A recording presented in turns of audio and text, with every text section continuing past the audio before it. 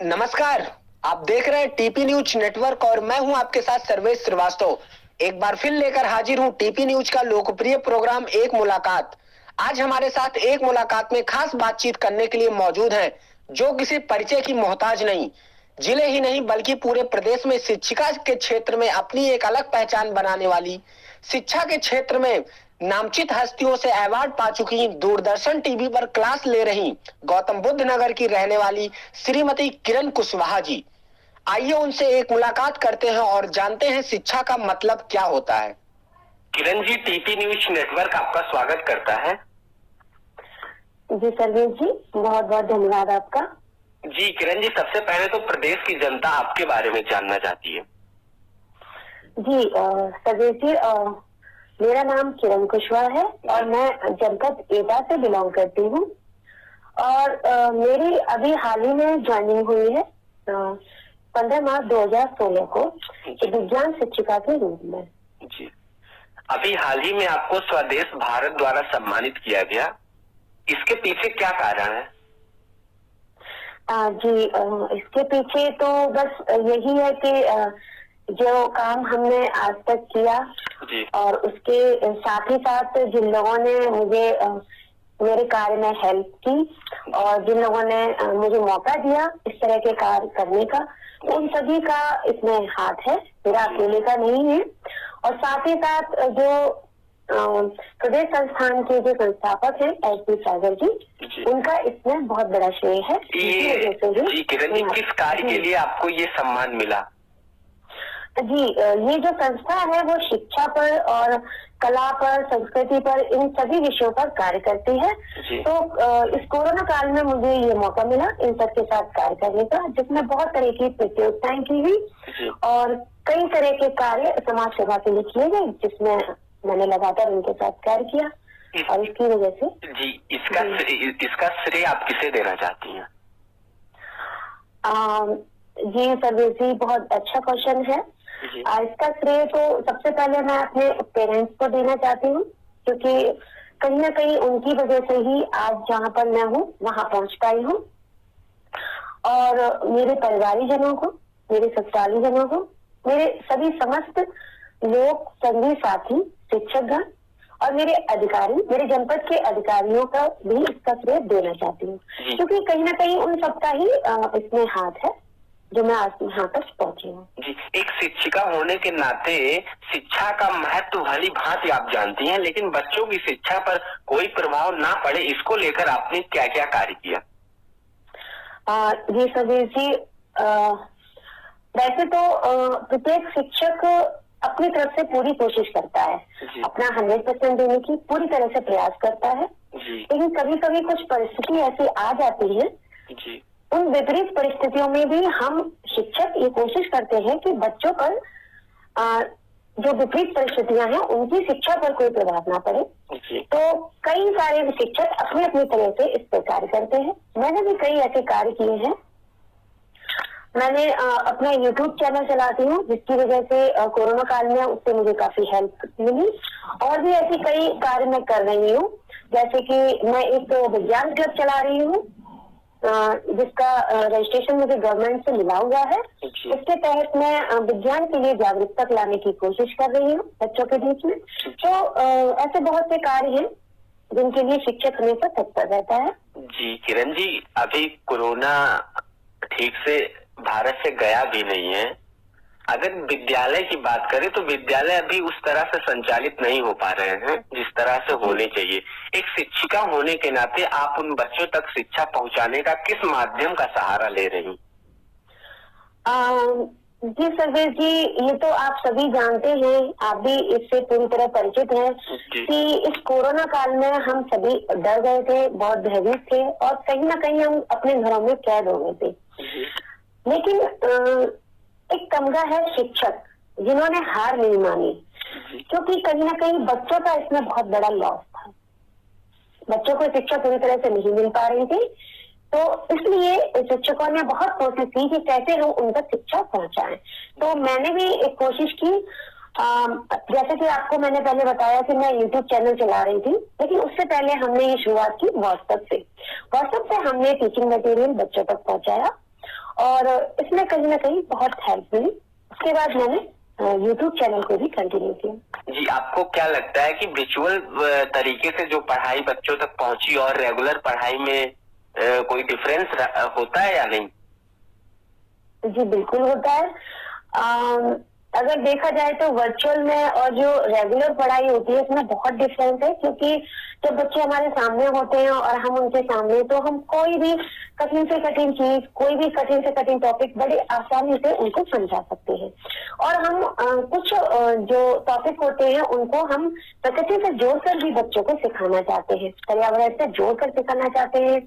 और कुछ क्वेश्चन ऐसे होते हैं, कुछ टॉपिक ऐसे होते हैं जिनको हम पूरी तरह से किताबों पर निर्भर रहते हैं। तो किताबें ना होना और सामने बच्चे ना होना, तो ये हमारे लिए अपने आप में चैलेंजिंग था, पर शिक्षक ने इसमें पूरी कोशिश की, तो हमने वर्चुअल में भी अपना नाम कमाया और बहुत कोशिश की बच्चों तक शिक्षा पहुंचाने की। जी किरण जी, एक महिला शिक्षक होने के नाते आप पूरे प्रदेश में एक रोल मॉडल बनकर उभरी हैं, तो इसके बारे में दर्शक जानना चाहते हैं, क्या कुछ कहना चाहती हैं? जी सर्वेश जी, ये क्वेश्चन तो इतना मामूली नहीं है जितना लग रहा है। मैं इस बारे में कहना चाहती हूँ कि रोल मॉडल बनना ये कोई एक अकेले मेरा काम नहीं है, इसमें बहुत सारे लोग होते हैं। मुझे लगता है कि कोई भी जब आगे बढ़ता है उसके पीछे बहुत सारे लोगों का हाथ होता है। तो कहीं ना कहीं ऐसे ही मेरे साथ भी ऐसा बहुत बड़ा समूह है जिन लोगों ने मेरा साथ दिया है। और अगर आप मुझे मौका दें तो मैं शायद उनके बारे में कुछ बोलना चाहती हूँ, और आपके पास समय हो तो। जी मैम, पूरा मौका है, टीपी न्यूज की तरफ से आपको पूरा मौका दिया जाता है। जी, तो सर्वेश जी, जैसा कि मैंने आपको बताया कि 2016 में मेरी जॉइनिंग हुई थी डायरेक्ट भर्ती से। मैं जूनियर हाई स्कूल में कार्यरत हूँ। तो स्टार्टिंग में मैं आपको यह बताना चाहती हूँ कि उसी टाइम मेरा छोटा बेबी हुआ था, 2 महीने का था। तो मुझे काफी दिक्कत हुई, तो मैंने ज्वाइन किया। 1 साल तक मैं यही सोच पा रही थी कि कैसे मैं स्कूल जाऊं आऊं, अपने आने जाने का ही एक जरिया देख पा रही थी कि कैसे स्कूल आना है और उसको कंटिन्यू करना है। लगभग सभी महिला के साथ ये समस्या होती है जब उनके साथ बेबी होता है और परिवार से उनको बैलेंस करना होता है। जी, तो ये एक साल में किरण जी, एक साथ मैनेज करना तो काफी मुश्किल का वर्क है, कैसे आप मैनेज कर लेती थी? बिल्कुल बिल्कुल, हाँ शुरू में सर्वेश जी बहुत मुश्किल हुआ, मेरे लिए बहुत ज्यादा कठिन था। मुझे लग रहा था कि मैं कैसे इस जॉब को कंटिन्यू कर पाऊंगी। लेकिन अगले जो ईयर था, यानी कि 2017-18 में मेरे स्कूल की इंचार्ज मैं श्रीमती रश्मि त्रिपाठी जी और मेरी जो हेड है श्रीमती सुधा मिश्रा जी, उन लोगों ने मुझे काफी सपोर्ट किया, मेरे स्टाफ ने भी मेरा सपोर्ट किया। और रश्मि जी ने मुझे प्रोत्साहित किया कि मैम, जब आप साइंस की टीचर हो तो कहीं ना कहीं आप बच्चों के लिए कुछ ऐसा करिए। तो मैंने भी अपने विज्ञान शिक्षिका होने के नाते मैंने विज्ञान के ऊपर काफी कार्य किया और बहुत सारी प्रतियोगिताओं में अपने बच्चों को ले गई। तो शुरुआत मेरी यहीं से हुई। धीरे धीरे मैंने विज्ञान में एक अपनी जगह बनाई जनपद में, तो सारे शिक्षक मुझे जानने लगे। और उसके बाद जो हमारे यहाँ के पूर्व बीएसए सर, जो इस टाइम DIO है मैनपुरी में, उनका प्रमोशन हो चुका है, तो कहीं ना कहीं उन्होंने मेरे काम को नोटिस किया और उसके बाद उन्होंने मुझे विज्ञान को लीड करने के लिए मौका दिया। किरण जी, कहा जाता है एक कामयाब इंसान के पीछे किसी का हाथ होता है, तो उसका आपके कामयाबी के पीछे किसका हाथ हो सकता है? सर्वेश जी, ये मैं कहना चाहूंगी कि इसमें तो बहुत सारे लोगों का हाथ है जी। मेरे अधिकारियों का, मेरे स्टाफ का, मेरे पेरेंट्स का और खास करके मेरे हस्बैंड का, क्योंकि अगर वो मेरा साथ नहीं दे तो शायद मैं जॉब भी कंटिन्यू ठीक से नहीं कर पाऊँ। लेकिन वो मुझे बहुत सपोर्ट करते हैं, तो मैं जॉब के अलावा बहुत सारी एक्स्ट्रा एक्टिविटीज अपने जनपद में करती रहती हूँ और वो मेरा हमेशा साथ देते हैं। जी किरण जी, कहा जाता है जब महिलाएं जब भी आगे बढ़ती हैं तो उनके लाइफ में बहुत सी रुकावटें आती हैं, क्या आपके लाइफ में ऐसा कभी हुआ है? जी बिल्कुल, सिर्फ जॉब या फिर घर की जिम्मेदारी नहीं होती। अगर आप जॉब कर रहे हो तो घर संभालना बहुत मुश्किल हो जाता है, और उसके साथ अगर आपके पास बच्चे हैं तो बहुत ही मुश्किल है। तो ये सारी चीजें जब हम एक साथ देखते हैं तो बच्चे संभालना, घर संभालना और फिर परिवारिक जनों का जो देखभाल है, उन सबको एक साथ सामंजस्य बिठाना बहुत ही कठिन होता है। पर मैं यहाँ पर कहना चाहती हूँ कि अगर कोई भी, चाहे वो महिला हो चाहे पुरुष, ठान ले तो सब कुछ पॉसिबल है, सब कुछ हो सकता है। तो बस मन में दृढ़ संकल्प होना चाहिए और हमें कार्य लगन से करते रहना चाहिए। किरण जी, एक लास्ट सवाल और है। कोरोना काल में बच्चों तक शिक्षा पहुंचाने में आपको किन किन कठिनाइयों का सामना करना पड़ा? जी बिल्कुल, मुझे कई कठिनाइयों का सामना करना पड़ा। जैसे कि आपको भी पता होगा कि कोरोना काल में जब सभी लोग घरों में कहते तो आना जाना तो बिल्कुल एक तरह से बंद था। तो इसी तरह अभिभावकों से कांटेक्ट करना बहुत ही मुश्किल हो गया था, बच्चों से कांटेक्ट करना बहुत मुश्किल हो गया था कि उन तक हम कैसे अपनी टीचिंग मटेरियल पहुंचाएं और बच्चों तक पूरी शिक्षा पहुंचाएं। तो ये काफी कठिनाइयां हुई जिनसे हम अभिभावकों से संपर्क ही नहीं कर पा रहे थे। तो ये हमारे लिए बहुत विपरीत परिस्थिति हो गई थी। जी, एक शिक्षिका होने के नाते टीपी न्यूज के माध्यम से आप उन छात्र छात्राओं को आगे बढ़ने के लिए कौन कौन से टिप्स देना चाहती हैं? जी, मैं बोलना चाहूंगी सभी छात्रों से जो भी मुझे सुन रहे हैं कि हमेशा अपना कार्य को लगनशील होकर करते रहें और नियमित रहें और कोई बड़ा सपना देखें। जब तक कि हम कुछ बड़ा नहीं सोचते हैं तो हम कुछ बड़ा कर भी नहीं पाते।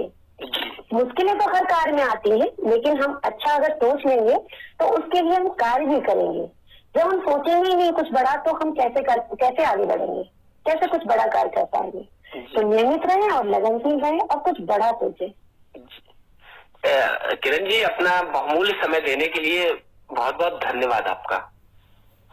जी सर्वेश जी, क्या मैं यहाँ पर आपको मैं यहाँ कुछ लोगों का नाम लेना चाहती हूँ, तो अगर आपके पास थोड़ा सा समय और। जी मैम, 1 मिनट में आप पूरा करिएगा क्योंकि टाइम कम रहता है। जी ओके ओके ओके ओके। मैं यहाँ पर जो भी मुझे सुन रही हूँ, मैं यहाँ पर सभी का नाम लेना चाहती हूँ जिन्होंने मुझे यहाँ तक पहुँचने में मदद की है। सबसे पहले मैं नाम लेना चाहती हूँ श्री पंकज कुमार जी का, जो प्रथम फाउंडेशन के हमारे जनपद के जिला समन्वयक रहे हैं, जिन्होंने मुझे आगे बढ़ने में बहुत मदद की। और सुनील गोस्वामी जी का नाम लेना चाहती हूँ, जिन्होंने मुझे संपर्क फाउंडेशन में एक एप्लीकेशन के बारे में बताया, जिसकी वजह से भी मुझे काफी नॉलेज हुई और मैं इस कार्य को कर पाई। यहाँ पर मैं नवोदय क्रांति के फाउंडर श्री संदीप ढिल्लो जी का नाम लेना चाहती हूँ। उन्होंने भी मुझे बहुत प्रोत्साहित किया और लगातार आगे बढ़ने के लिए प्रयासरत रहे।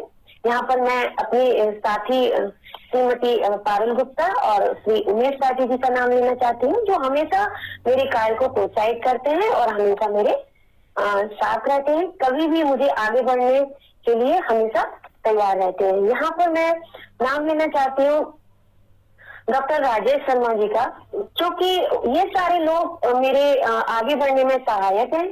और अगर मेरे से शायद कुछ लोगों का नाम छूट रहा है तो मैं माफी चाहूंगी, क्योंकि कहीं ना कहीं बहुत सारे लोगों का मेरे इस जहाँ पर मैं पहुंची हूँ उसमें हाथ है। पर क्योंकि समय की यहाँ पर कमी है तो बस मैं सबका शुक्रिया अदा करना चाहती हूँ। जी किरण जी, टीपी न्यूज से खास बातचीत करने के लिए बहुत बहुत धन्यवाद। जी सर, बहुत बहुत धन्यवाद।